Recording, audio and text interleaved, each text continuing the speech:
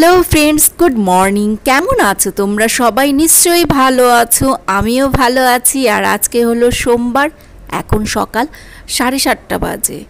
তো এখন অর্জুনকে পড়াচ্ছি। সকালের কাজকর্মগুলো হয়ে গেছে, তবে স্নান করে ঠাকুর পুজো দেওয়া হয়নি, সেই কাজগুলো এখনও হয়নি, বাসি কাজগুলো হয়ে গেছে শুধু। আর অর্জুন আজকে সকালবেলা তাড়াতাড়ি ঘুম থেকে উঠে গেল। আমি যখন ঘুম থেকে উঠে গেলাম তো সেই সময় অর্জুনও ঘুম থেকে উঠে গেল। আমি 5টার সময় ঘুম থেকে উঠলাম, তো দেখি সাথে সাথে অর্জুনও উঠে গেল। তো আমি একটু আবার চেষ্টা করলাম ওকে ঘুম পাড়ানোর, কিন্তু ও আর ঘুম হলো না, ও শুধু এই তিরিং বিরিং করে যাচ্ছে। তো ভাবলাম স্নান করতে যাওয়ার আগে অর্জুনকে কিছুক্ষণ পড়াই। তো দেখলাম অর্জুন বেশ ভালোই লেখাপড়া করলো। গতকাল সন্ধ্যের সময় সেইভাবে লেখাপড়া করেনি, তো এই সকালবেলা দেখলাম একটু লেখাপড়া করলো। আমার স্নান করা হয়ে গেছে আর আমি এখন ঠাকুর ঘরে চলে এসেছি, ঠাকুর পুজো দিচ্ছি। আজকে তো সোমবার, তো ঠাকুর ঘরে বেশ কিছুক্ষণ সময় লাগবে। সোমবার দিন বাবা ভোলানাথের মাথায় জল দেই, তো ওই জন্য একটু সময় বেশি লাগে। তারপর শুক্রবার থাকে সন্তোষী মার পুজো, তারপর বৃহস্পতিবারে থাকে লক্ষ্মীর ঘট বসানো। তো সপ্তাহের এই 3 দিন ঠাকুর ঘরে আমি একটু আর কি বেশি সময় দেই। আমি একটু শান্তিতে বসে ঠিকঠাক মতো পুজো করার চেষ্টা করি। অন্যান্য দিন তাড়াহুড়ো করে যদি পুজো দিয়েও থাকি, এই 3 দিন মানে আমি একটু শান্তিতে বসে ঠাকুরের পুজো দিই, কোনো তাড়াহুড়ো করি না। আর এই 3 দিন আমি বাড়ির সেরকম কোনো এক্সট্রা কাজ করি না। প্রতিদিনের যেসব কাজকর্ম থাকে সেগুলো তো করতেই হবে, সেগুলো করি, কিন্তু এক্সট্রা কাজগুলো করি না।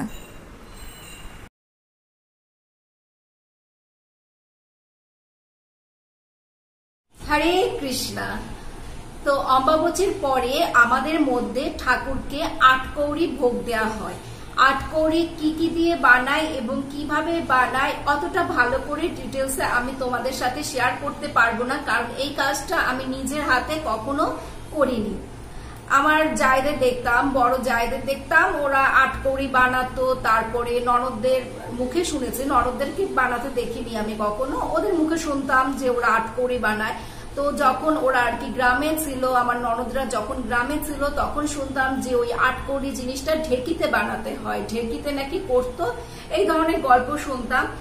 তো তোমাদেরকে দেখাচ্ছি 8 কৌড়ি বলে না 8 কড়াই বলে, সেটাও আমি ভালো করে বলতে পারছি না।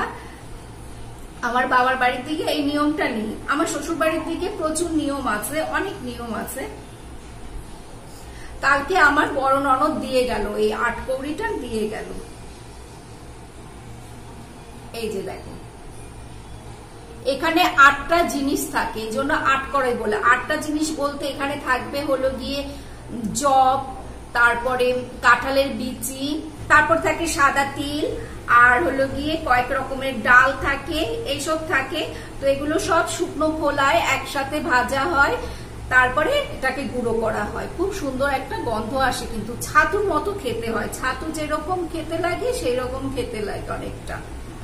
তো আমি কখনো এই কাজটা নিজের হাতে করিনি, আমার ওই ননদরাই তো দিয়ে যায়, ওই জন্য আর কি আমি এই কাজটা কখনো করিনি। ওরা বেশ ভালো করে সুন্দর করে এইসব কাজ করে। আর ওদের মধ্যে তো এটা আর কি নিয়ম আচার, ওদের মধ্যে নিয়ম বলতে আমারও নিয়ম, মানে আমারও করা উচিত, কিন্তু আমি করি না, যেহেতু ওরা আমাকে দিয়ে যায়, সেই জন্য আমার করা হয় না।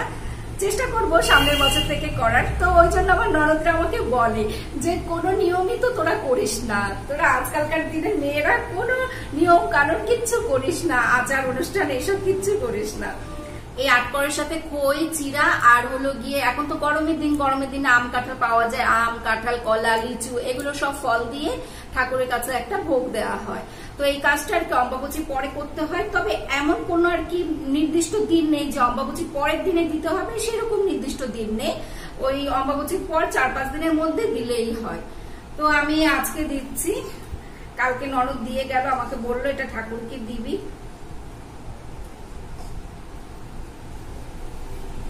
বাজার থেকে আমাদের ফল নিয়ে এসছে, আমি দেখিনি কি কি নিয়ে আসবো।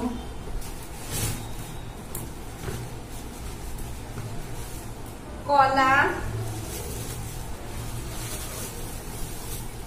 আম, আর হলো গিয়ে মিষ্টি।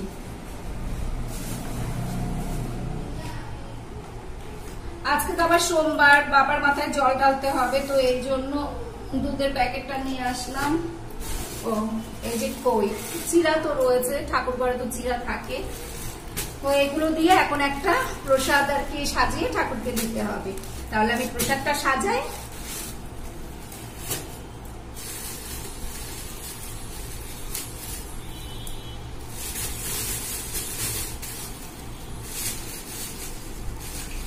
আজকে একটা বড় বাটিতেই এই বাটিটাতে করে দেব ঠাকুরের প্রসাদ, থালায় দেব না।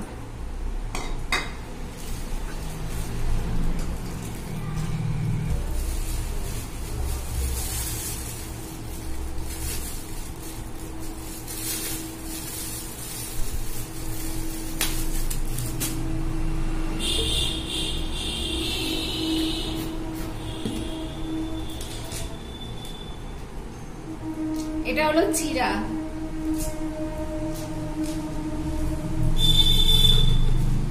ঠাকুর ঘরে জানো তো খই রাখাটাও উচিত। ঠাকুর ঘরে বড় কৌটো নেই, ভাবছি খইটা কোন কৌটোর মধ্যে রাখবো, কারণ ঠাকুর ঘরে যে কৌটোগুলো রয়েছে সেগুলো সব ছোট ছোট কৌটা। ক্যান আছে, স্টিলের ক্যান, কিন্তু স্টিলের ক্যানে কৌটো রাখলে তো অতটা ভালো থাকবে না, নরম হয়ে যাবে।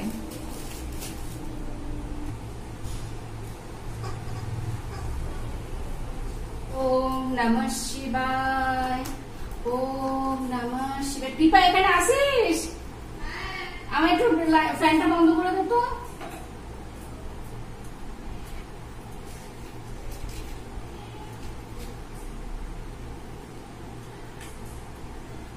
নমঃ শিবায়, ওম নমঃ শিবায়।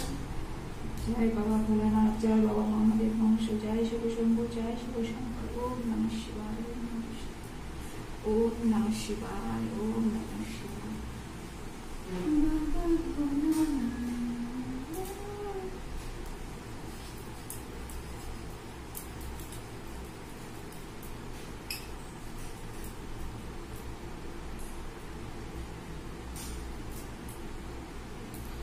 ওম নমঃ শিবায়।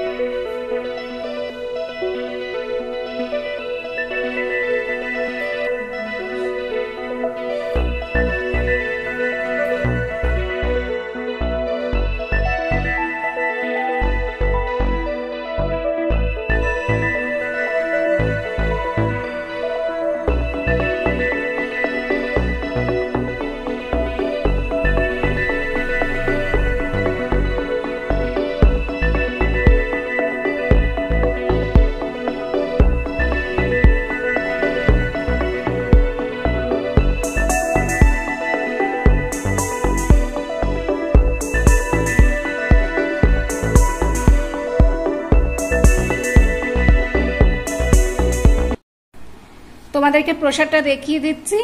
এই যে খই, এর মধ্যে চিরা আছে, আর এই সেই আটকৌড়ি, আম, কলা, এটা হলো গিয়ে রসগোল্লা, সাদা রসগোল্লা, আর এই কালো রসগোল্লা। অর্জুন, অর্জুন জানো তো প্রসাদ খেতে চায় না। অর্জুন,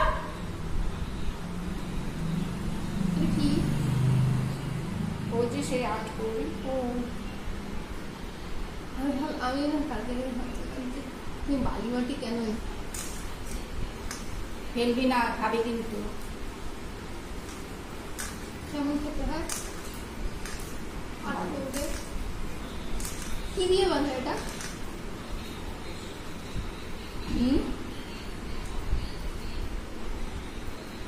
এর মধ্যে ডাল, তিল, শস্য থাকে, সব শস্য শস্য দিয়ে করে, জব এসব দিয়ে বানায়।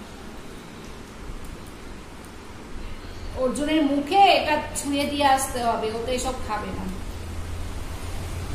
ভালো ভালো আছে, বাটি নিয়ে ফেলে দিয়ে দিচ্ছি। তোর বাবার জন্য একটু রেখে দে বাটিতে।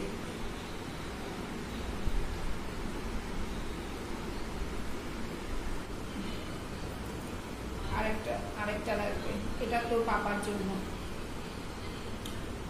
রেখে দেই দাদা। Thank you, welcome. এখন এই ঠাকুর ঘর পরিষ্কার করতে হবে, এই পরিষ্কার করতে করতে দেরি হয়ে যাবে। Good evening. তোমাদের সাথে সেই সকালবেলা কথা বলেছি, এর মধ্যে আর কোনো কথা হয়নি। তো ওই তোমাদের সাথে কথা বলার পরই না একটা আর কি ছোটখাটো একটা আর কি ঘরে বিপদ হয়ে গেল। তো কিছুই হয়নি, পরে তোমাদেরকে বলছি গল্পটা। এখন একটু রান্না বান্না করে নি, পরে গল্পটা করছি। এখন রান্না করছি হলো গিয়ে পনির বিরিয়ানি রান্না করছি। তো দুপুরে রান্না করার কথা ছিল, কিন্তু দুপুরে এসে বললাম না একটু প্রবলেম হয়ে গেল বাড়িতে, ওই জন্য আর রান্না করতে পারিনি।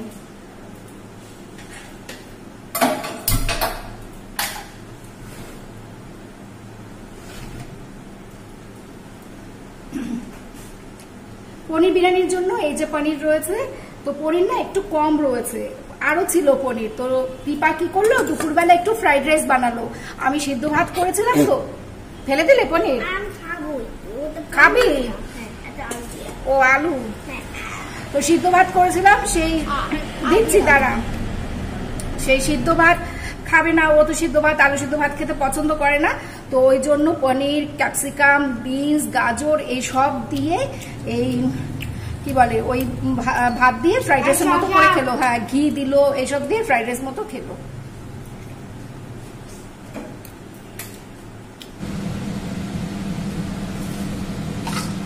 ফোড়নে শুধু গোটা গরম মশলা দেবো,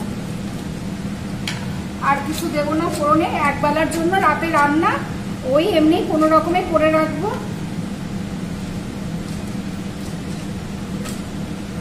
ওহো, গরম মশলার এলাচ নেই। আমার বর কি করে জানো তো, দুধ চা বানায় না, তো এলাচ দিয়ে দুধ চা বানায়, সেই জন্য দেখছি শুধু লবঙ্গ আর দারচিনি রয়েছে, এলাচ নেই।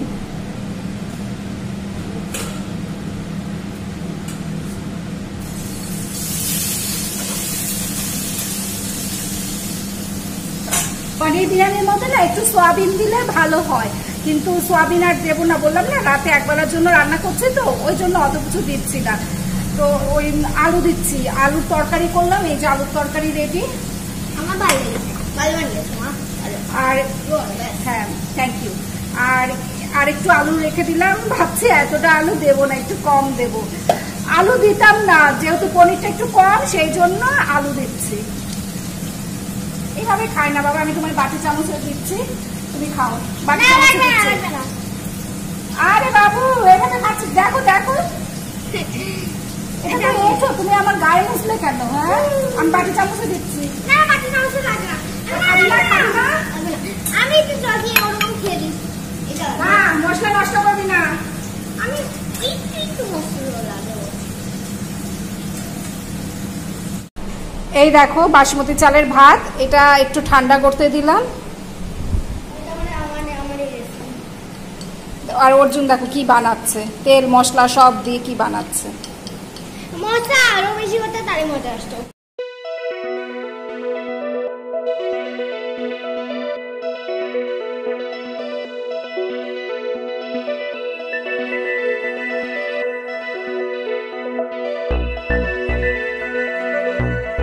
বিরিয়ানির মশলা শেষ হয়ে গেছে, এখন বিরিয়ানির মশলা বানাতে হবে। এই কৌটোর মধ্যে রয়েছে গোটা সব বিরিয়ানির মশলা, জায়ফল, চৈত্রী, সাজিরা, সামরিচ, কাবাব চিনি, এই সব মশলাগুলো রয়েছে। আগে জানো তো আমি বিরিয়ানির মশলা ভালো করে চিনতাম না। হ্যাঁ, এই যে জায়ফলটাকে চিনতাম, জয়ত্রী চিনতাম, আর এই যে দাঁড়াও দেখাচ্ছে, এই যে কাবাব চিনি, সাজিরা আর সামরিচ, এই তিনটে জিনিস চিনতে আমার বেশ কদিন আর কি সময় লেগেছে। এটা হলো এই যে গোল, এইটা যে সাদা, এটা হলো গিয়ে সামরিচ, আর যেটা জিরার মতো দেখতে এটা হলো সাজিরা, এটা জিরার মতোই দেখতে,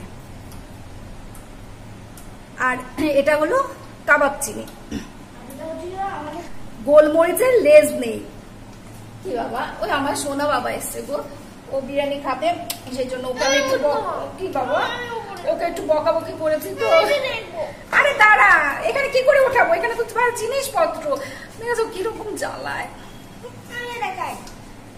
দাঁড়া বাবা, হ্যাঁ ওই যেটা বলছিলাম গোলমরিচের লেজ নেই আর কাবাব চিনির লেজ আছে। আগে না আমার এইটা আর কি আমি বুঝতে পারতাম না কোনটা গোলমরিচ আর কোনটা কাবাব চিনি। এই যে গুলিয়েছে তো, এখন আর গোলায় না। তো এগুলো এখন সব আমি একটু আর কি ওই শুকনো খোলায় ফ্রাই করে নিই, তারপরে এগুলো ই করব, গুঁড়ো করব।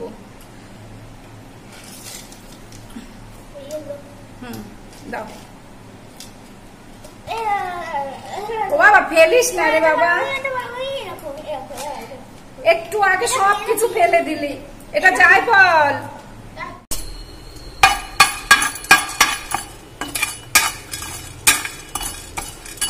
অর্জুন আরে ভাঙিস না।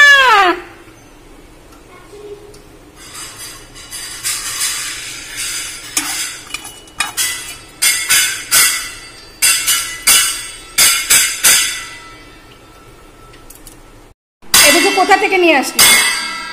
হ্যাঁ কি কোথা থেকে নিয়ে আসলে দুটো? এই যে তো হ্যাঁ হ্যাঁ ওখান থেকে কোথা থেকে ওখান থেকে নিয়ে এসছো কেন? দেখে আসো যাও।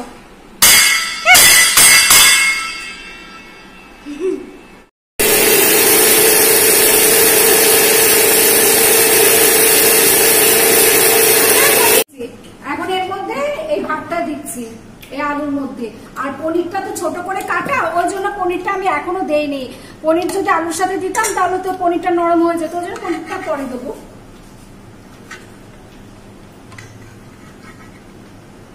তা বলো পেন্টিং একটু হয়ে গেছে। মা দেখো আমি কি বানিয়েছি আলু দিয়ে। ও মা দেখো যে আমি আলু দিয়ে কি বানিয়েছি। কি বানিয়েছিস? কি এতটা তাড়াতাড়ি উঠবে। তার একটু কিছু করতে পারবে আলু থেকে।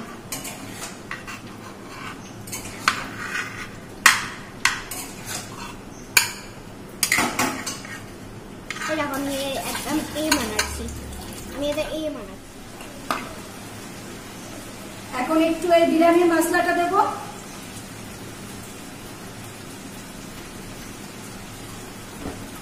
আবার কি করলি? জল ফেলেলি? না এটা পুরো জল ফেলে দেখো এবার দিকে পাপোশে না এখানে চাপা দিয়ে রাখ। আরে না ওই আলুটা পড়েছে তো আমার পার মধ্যে লাগছে, এর জন্য আমি এটা আলুর উপরে দিলি?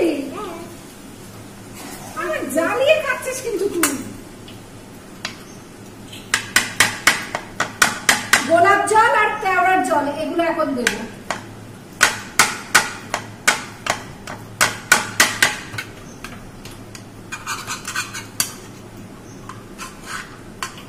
গোলাপ জল আর ক্যামেরা জল।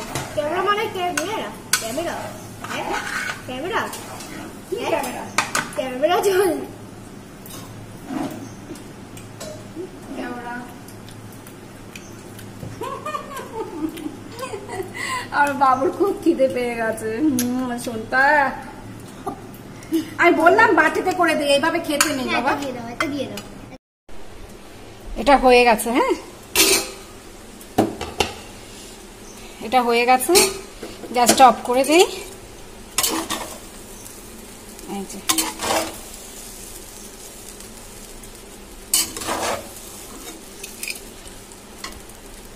চিকেন বিরিয়ানি রান্না করতে সময় লাগে, কিন্তু ভেজ বিরিয়ানি রান্না করতে অত সময় লাগে না, তাড়াতাড়ি হয়ে যায়।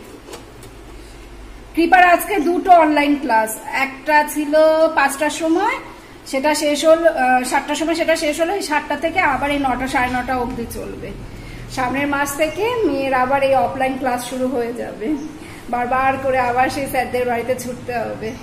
তো কৃপাকে ফোন করব, ও উপরের ঘরে ক্লাস করছে তো ফোন করব, আর ডাকবো না, ডাকটা শুনতে পায় না, কানে হেডফোন দেওয়া থাকে তো। ফোন করে জিজ্ঞেস করবো যে ও খাবে কিনা, তাহলে ওর খাওয়াটা দিয়ে আসবো উপরে। আলু দিয়ে মেখে দেবো? আমি তো একবার বলেছি। ও তুমি একবার বলেছো? আমি তো শুনতে পাইনি বাবা। হ্যাঁ আলু দিয়ে মেখে দাও। দাও সব জিনিস যাই কিনে মেখে দিতে দাও, চামচ দাও। এই চামচি কি করে মারবে? ও হাত দিয়ে মেখে দিতে হবে? ও বাবা চামচ দিয়ে মেখে দিচ্ছি। না না না হাত দিয়ে এটা না না হাত দিয়ে আমি এখন আবার হাত ধুতে যেতে পারবো না। তুমি একটু চামচ দিয়ে মেখে খাও। দেখ ফ্রাইড রাইস আলুর তরকারি চামচ দিয়ে খাওয়া যায় বাবা, এটা ভাত নাকি? হ্যাঁ এটা বাড়তি তো, বাদ দিয়ে আমি খাইয়ে দিচ্ছি, তাহলে চামচ দিয়ে আমি খাইয়ে দিচ্ছি। চামচ দিয়ে না, দিয়ে। বাবা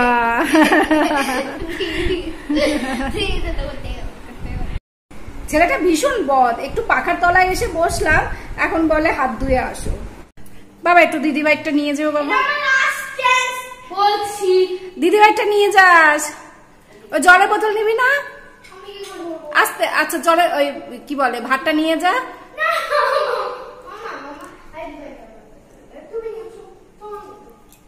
রান্নাঘরে কাজ করছিলাম, ছেলেটা এত দুষ্টু, আমাকে এসে টানতে টানতে নিয়ে যাচ্ছে। ওকে খাইয়ে দিতে হবে, ও খেতে পাচ্ছে না, ওর হাতে ব্যথা করছে। বন্ধুরা, তোমাদেরকে তো বলেছিলাম যে আজকে বাড়িতে একটা প্রবলেম হয়েছিল, তো তোমাদের সাথে সেই গল্পটা শেয়ার করার কথা ছিল, কিন্তু আমি না সেই কথাগুলো তোমাদের সাথে শেয়ার করতে পারলাম না। হ্যাঁ, শেয়ার করেছিলাম, কিন্তু দেখলাম যে ব্লগটা অনেক বড় হয়ে গেছে, তো সেই জন্য ওই ভিডিওগুলো আমাকে কেটে দিতে হলো। তো সেটা তোমরা আমার আগামী ব্লগে দেখতে পাবে। আগামীকাল যে ব্লগটা আপলোড করব সেই ব্লগে তোমরা দেখতে পাবে। তোমরা কিছু মনে করো না, আগামী ব্লগে তোমাদের সাথে সব কথা শেয়ার করব।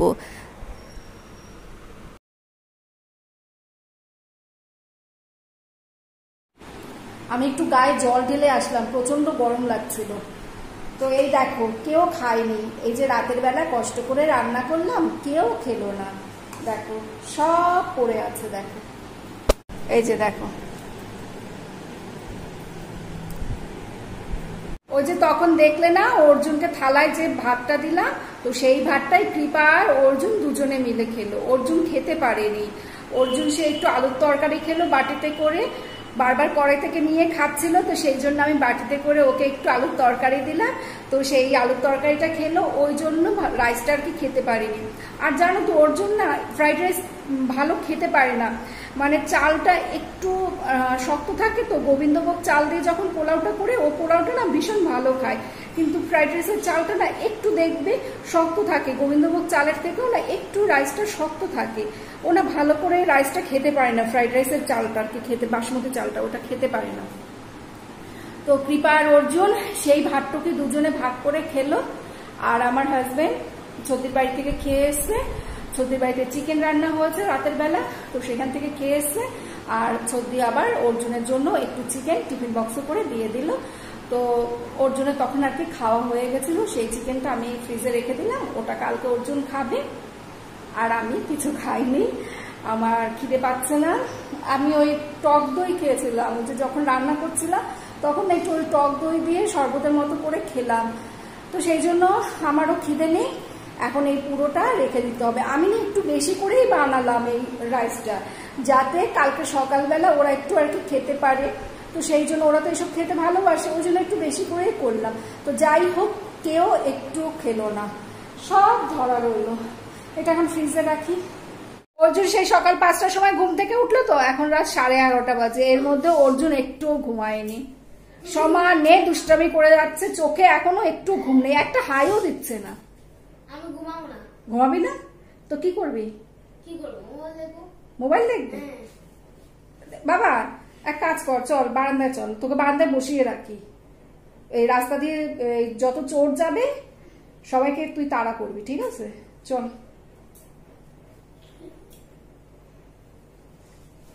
এক ফোঁটা ঘুম নেই চোখে, ওই যে কিপার সাথে মারামারি করছে। তাহলে ফ্রেন্ডস, ভিডিওটা এখন শেষ করছি। আমি অর্জুনকে নিয়ে তাড়াতাড়ি করে শুয়ে পড়ি, না হলে ও সারা রাতেও ঘুমাবে না। তো তোমাদের সাথে আবার আগামীকাল সকালবেলা দেখা হবে। তোমরা সবাই ভালো থেকো, সুস্থ থেকো, সাবধানে থেকো। Tata, bye bye, good night.